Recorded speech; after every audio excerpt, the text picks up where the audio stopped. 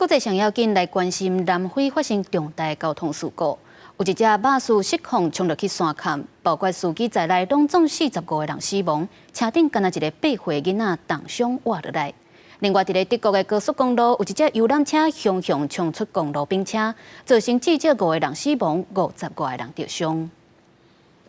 南非北部第2被发生严重交通事故，一台巴士伫山路失控了后，弄破车顶的护栏，坠落伫50公尺深的山坎，弄到坎中的岩石，然后着火。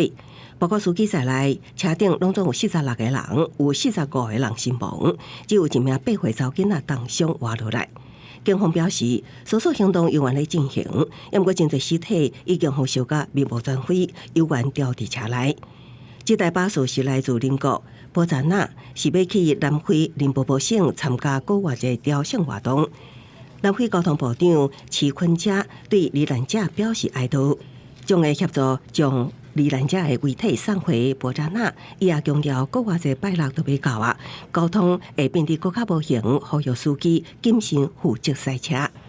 救护车甲直升机当赶去车祸现场，伫当地时间27，伫德国东部城市莱比锡附近，连接柏林甲慕尼黑高速公路上，一台由德国柏林开往瑞士苏黎世的旅游巴士突然偏离车道，冲出公路了后。